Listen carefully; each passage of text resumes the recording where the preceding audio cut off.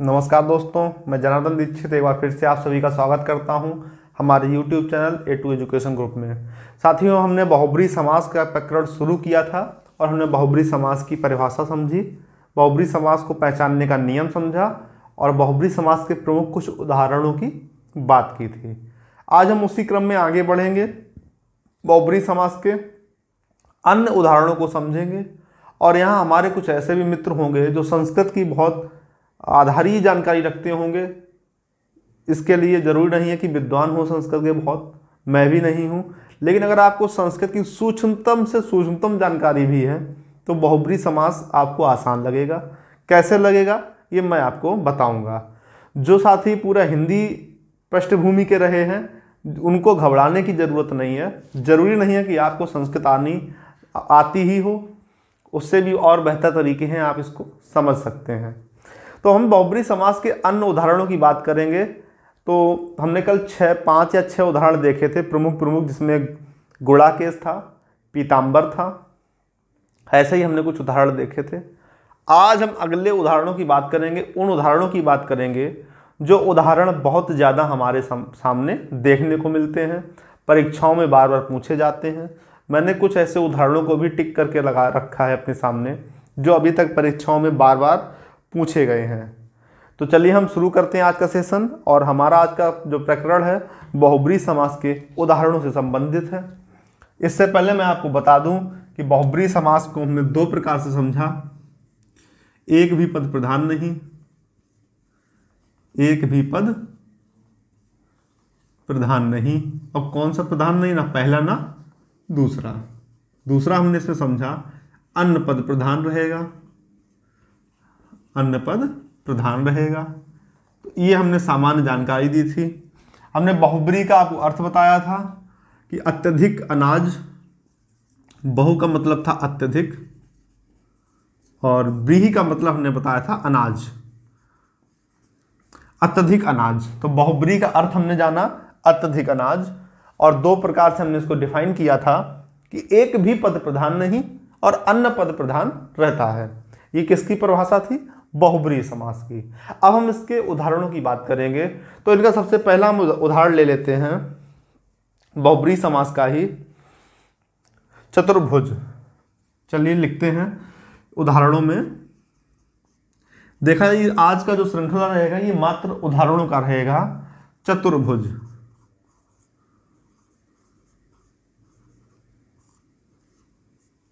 चतुर्भुज। तो चतुर्भुज का हम जब विग्रह करेंगे तो क्या लिखेंगे? 4 हैं,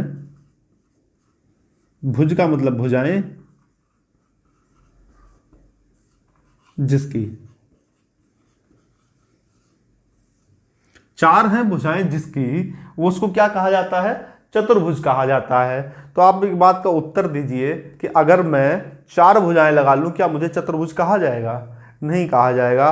तो वो चतुर्भुज किसके लिए फिक्स हो गया है? विष्णु के लिए पेटेंट करा के बैठे हैं वो अपने लिए, विष्णु जी, कि चतुर्भुज किसे कहा जाएगा? मात्र विष्णु जी को कहा जाएगा। क्या कहा जाएगा? चतुर्भुज। किसके नाम पे पेटेंट है? विष्णु जी के नाम पे। उनके अलावा किसी व्यक्ति को चतुर्भुज नहीं कहा जाएगा। तो यहाँ इस बात का ध्यान रखिए कि बहुब्री समास का उदाहरण वही बनेगा जो एक व्यक्ति के लिए पेटेंट हो चुका हो, भले ही वैसी बहुत सी चीजें आपके सामने उपस्थित हों। इसमें एक सबसे ज्यादा आपको सस्पेंस क्रिएट करने वाला, दुविधा में डालने वाला उदाहरण मिलेगा जो मैं अब लिख रहा हूं, जिसे हम जानते हैं पंचवटी के नाम से। पंचवटी। तो पंचवटी का जब हम विग्रह करते हैं तो 5 हैं बट वृक्ष जिसमें, जिस स्थान पर 5 वृक्ष हैं उसको पंचवटी कहा जाएगा। 5 हैं बट वृक्ष जिसमें, मैं उस जगह की बात कर रहा हूं जिसमें या जहां पर, जहां यहां पर ज्यादा उपयुक्त रहेगा जिसमें की अपेक्षा। तो 5 हैं बट वृक्ष जहां, तो जब जहां इधर लग के आ रहा, आपसे पूछा जा रहा कि 5 हैं बट वृक्ष जहां, वो जगह कौन सी है? तो पंचवटी हो गई, जहां पर भगवान श्री राम ने निवास किया था। और अगर इसको थोड़ा, अब इसमें एक चीज जो आपको डाउट में डालती है कि आगे पंच लगाया है, और हमने आप पढ़ा था कि अगर किसी भी पद का पहला पद जो हो, किसी भी समास का पहला पद अगर संख्यावाची होता है तो वहां पर द्विगु समास हो जाता है। तो साहब यहाँ पे द्विगु समास क्यों नहीं है, बहुब्रीहि क्यों है? अब हम इसका जो विग्रह करें इस तरह से, 5 बटों का समाहार। हमने लिखा 5, हमने 2 भागों में बांटा। ए में लिखा 5 हैं बट वृक्ष जहां, और बी भाग में हमने लिखा कि 5 बटों का समाहार। देखिए कोई अंतर नहीं दिख रहा है, लेकिन इसमें बहुत बड़ा अंतर है। जैसे हम 5 हैं बट वृक्ष जहां करेंगे, तुरंत वहां पर बहुब्रीहि समास हो जाएगा और वो उन बट वृक्षों की बात करेगा जिन 5 बट वृक्षों के नीचे भगवान श्री राम ने निवास किया था। लेकिन 5 बटों का समाहार आप अपने घर के बाहर 5 बट वृक्ष लगा दीजिए तो वो पंचवटी कहलाएगा, उसको आप पंचवटी कह सकते हैं। लेकिन सामासिक रूप में आप जब बात करेंगे तो उसी पंचवटी की बात की जाएगी जहां श्री राम भगवान ने निवास किया था। तो इस बात को ध्यान रखना कि पंचवटी जैसा अगर कोई उदाहरण मिला आपको, जो आपको आज के समय में भी देखने को चीजें मिल रही हैं और आपको वो पेटेंट भी दिख रहा है किसी के लिए, तो उसके जो विग्रह है, विग्रह पर ध्यान दीजिए कि विग्रह क्या कह रहा। अगर पंचवटी का विग्रह करके पूछा जाए तो आप इसको बहुत आसानी से कर लेंगे। लेकिन कभी भी पंचवटी समास के साथ में आपको ये दोनों एक साथ देखने को नहीं मिलेंगे कि आपको द्विगु भी दे दिया जाए और आपको बहुब्रीहि भी दे दिया जाए। अगर दोनों एक साथ दिए जाते तो वाकई में विवाद की स्थिति बनेगी। पंचवटी चतुर्भुज। अब हम इसमें अगला उदाहरण लिखेंगे लंबोदर। लंबोदर, अब लंबोदर का जब हम विग्रह करेंगे तो लंबा है उदर जिसका। लंबा है उदर जिसका, उदर का मतलब होता है पेट, और जिसका पेट निकला उसे उनको क्या कहते हैं? हम उनको गणेश जी के नाम से जानते हैं। लेकिन अगर मैं पेट लंबा कर लूं, या इस दुनिया में जिसका भी पेट लंबा है, तो क्या उसको लंबोदर कहा जाएगा? अगर आपने उसको मजाक के स्वरूप में लंबोदर कह भी दिया तो क्या वो लंबोदर हो जाएगा? नहीं हो जाएगा। तो लंबोदर पेटेंट है किसके लिए? गणेश जी के लिए। तो जितने भी पेटेंट वाली बातें हैं, आपको अधिकतर जितनी भी चीजें ऐसी मिलेंगी जो हमारे भगवानों से जुड़ी हुई है, वो सारे के सारे बहुब्रीहि समास के ही उदाहरणों में आंख बंद करके लगाइए। अब कुछ उदाहरण इसके जो आसान उदाहरण मैं बोल दूं, जिसमें आते हैं 10 आनन, 10 आनन हैं जिसके। अब देखिए इसमें भी जितने भी संख्यावाची उदाहरण मिलेंगे आपको, जितने भी संख्यावाची उदाहरण आपको मिलेंगे, उन सब में द्वंद्व भी, उन सब में द्विगु समास भी हो सकता है और बहुब्रीहि समास भी हो सकता है। कैसे हो सकता है? मैंने आपको पंचवटी का उदाहरण देके बताया। हम दशानन पर भी बात करते हैं। दशानन, अब दशानन का अगला जो पहला पद है ये संख्यावाची है, तो हम इसमें कहेंगे कि द्विगु समास क्यों नहीं है। तो अब यहां वही बात आएगी कि इसका आप विग्रह करिए। अब हम इसका विग्रह करेंगे, 10 हैं आनन जिसके। 10 हैं आनन जिसके, वो कौन है? दशानन। और 10 आननों का समाहार।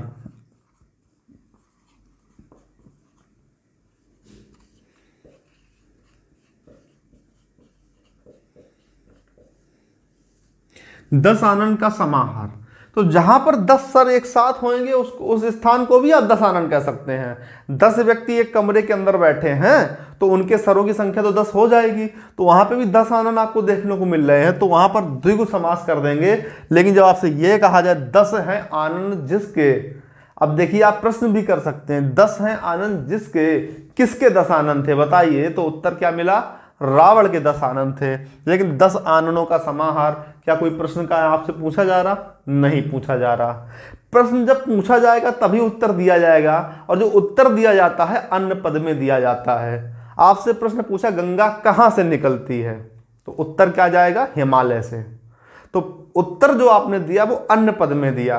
तो अगर आपका उत्तर अन्य पद में जा रहा है तो वहां पर बहुब्रीहि समास हो जाता है।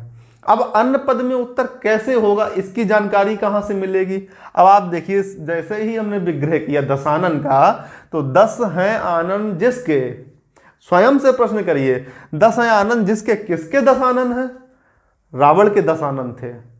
इसी तरह अगर हम कहें चतुरानन, 4 हैं आनंद जिसके, 4 आनंद किसके थे? तो आपको उत्तर तुरंत मिलेगा, जिसके भी 4 आनंद थे। तो 4 दशानन हो गया, चतुरानन हो गया। तो इस तरह से आपको देखना है। विग्रह पर ध्यान दीजिए कि विग्रह क्या कह रहा है उस समास का, उसके बाद आप उसको हल करने का प्रयास करिए। इसी प्रकार एक उदाहरण है निशाचर। निशाचर, अब निशाचर का जब विग्रह करेंगे तो निशा का अर्थ होता रात को, चरण पर निकलता, चरता है जो, या निकलता या घूमता है जो, घूमता है जो। रात को घूमता है जो, तो रात को कौन घूमता है?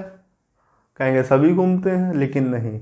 निशाचर शब्द उस एक व्यक्ति के लिए प्रयोग किया जाता है, राक्षसों के लिए प्रयोग किया जाता है। तो जो राक्षस प्रवृत्ति के लोग होते हैं वो रात को घूमते हैं, ऐसा शास्त्रों में कहा गया। तो जो राक्षस होंगे वो निशाचर की श्रेणी में आते हैं।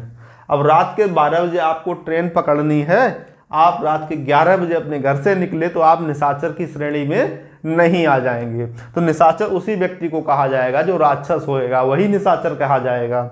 इसी प्रकार अगर अगला उदाहरण देखते हैं, त्रिलोचन। देखिए ये भी संख्यावाची उदाहरण है, त्रिलोचन। तो यहां थोड़ा सा सावधान हो जाइए। त्रिलोचन में पहले तो ये देखिए विकल्प क्या मिल रहे हैं, द्वंद्व मिल रहा, द्विगु मिल रहा है, या बहुब्रीहि मिल रहा है, या दोनों मिल रहे हैं। अगर बहुब्रीहि और द्विगु दोनों एक साथ मिले तो आपको बहुब्रीहि ही करना है। और 99% ये उम्मीद की जाती है कि अगर आप इस प्रकार के समासों में बहुब्रीहि समास पे टिक करके आएंगे तो वो ठीक माना जाएगा। लेकिन कभी कभी क्या होगा कि आपसे बहुब्रीहि छिपा लिया जाएगा और वहां पर द्विगु समास लिख दिया जाएगा। तो इसमें बहुत से लोग इस कंफ्यूजन में प्रश्न छोड़ देते हैं कि इसमें तो बहुब्रीहि होना चाहिए था, द्विगु कैसे हो गया? द्विगु बिल्कुल होगा, क्योंकि मैंने जब समास प्रकरण शुरू किया था तभी आपसे कहा था कि बहुब्रीहि समास का कोई भी उदाहरण उसका स्वयं का नहीं होता, वो दूसरे समासों से उदाहरण उठा के लाते हैं और उनका प्रयोग ही हम कर देते हैं किसमें? बहुब्रीहि समास में। तो त्रिलोचन को जब हम तोड़ेंगे, 3 हैं लोचन जिसके, तो 3 हैं लोचन जिसके, जैसे इसको लिख लेते हैं एक बार, 3 हैं लोचन जिसके। अब आप प्रश्न करिए, 3 हैं लोचन जिसके, आपसे प्रश्न हुआ है 3 हैं लोचन जिसके, तो स्वयं से प्रश्न करिए किसके 3 लोचन हैं? बताओ। भगवान शिव के। तो शिव के ही तो 3 लोचन है, तो इसलिए यहां पर कौन सा समास हो गया? बहुब्रीहि। लेकिन अब हम इसका विग्रह बदल दें। मैंने यहां पर लिख दिया कि 3 लोचनों का समाहार। 3 लोचनों का समाहार, यहां आननो होना चाहिए, आननो। 3 लोचनों का समाहार। अब 3 लोचनों का समाहार, अरे किसी कमरे में एक व्यक्ति बैठा जिसकी दोनों आंखें जिंदा हैं, एक व्यक्ति बैठा जिसकी एक आंख है नहीं, जिसको हम काना बोलते हैं, तो उस कमरे में 3 आंखें हो गई, 3 आंखों का समाहार हो गया। लैब में 3 डेड बॉडी पड़ी थी, तीनों की आंखें किसी ने निकाल के फेंक दी बाहर, तो वो 3 आंखें पड़ी थी, 3 आंखों का समाहार क्या कहा? त्रिलोचन कह दिया गया उसको, 3 लोचन है वहां पर।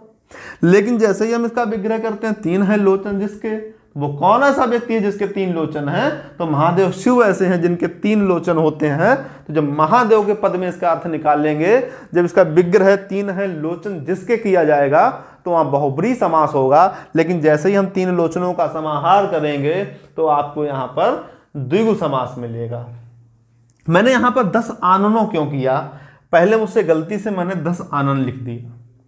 देखिए 10 है आनंद जिसके, बहुब्रीहि समास जब भी आएगा एक वचन में प्रयोग किया जाएगा। क्योंकि बहुब्री समास एक व्यक्ति के लिए ही प्रयोग किया जाता है। अगर किसी के 10 सर हैं तो वो एक व्यक्ति था जिसके 10 सर हैं, वो कौन था? रावण था। लेकिन यहां 10 आननों का समाहार, वो 10 अलग अलग व्यक्ति हैं जिसके 10 आननों की गिनती की जा रही है, तो इसलिए वहां पर बहुवचन का प्रयोग किया। त्रिलोचन 3 है लोचन जिसके, वो एक व्यक्ति है, बताओ, जिसके 3 लोचन हो, वो एक अकेला व्यक्ति जिसके 3 लोचन है, वो कौन था? वो महादेव शिव थे।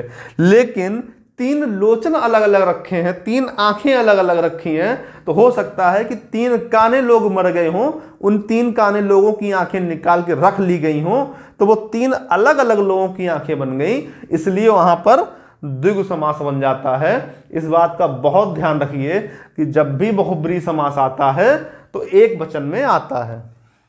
तो इसमें हम ऊपर एरो लगा के लिख सकते हैं कि हमेशा विग्रह में एक वचन का प्रयोग।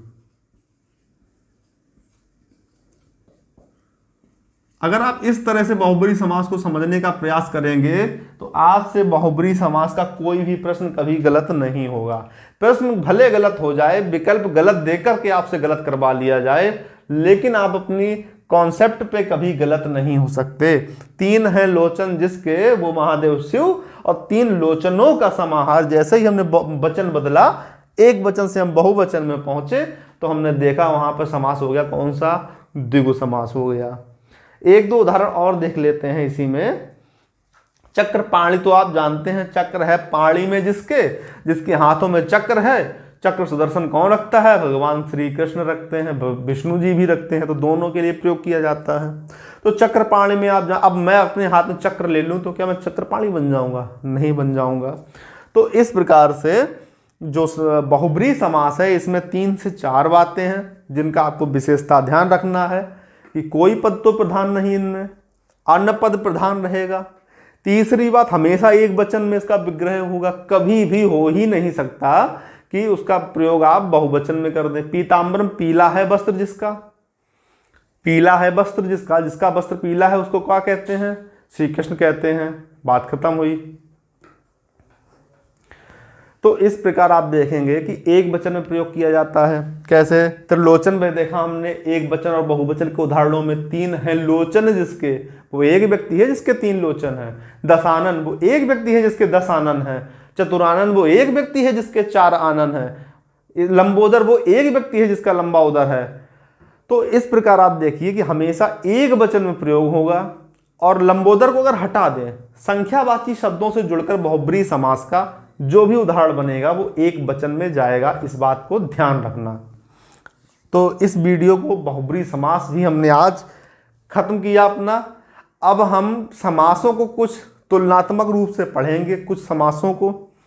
तो समास में थोड़ा सा दिन और लग सकता है, थोड़ा सा समय और लग सकता है, ताकि आपका और कॉन्सेप्ट डेवलप हो समास के ऊपर।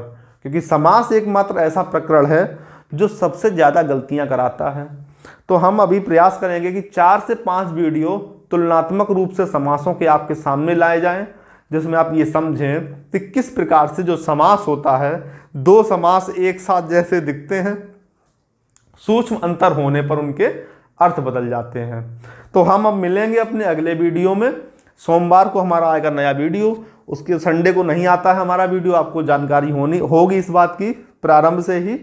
हो सकता है बीच में एक आध दिन कभी रविवार का हुआ हो जिस दिन वीडियो आ गया हो। तो हम मिलेंगे अपने अगले वीडियो में। तब तक के लिए नमस्कार, धन्यवाद।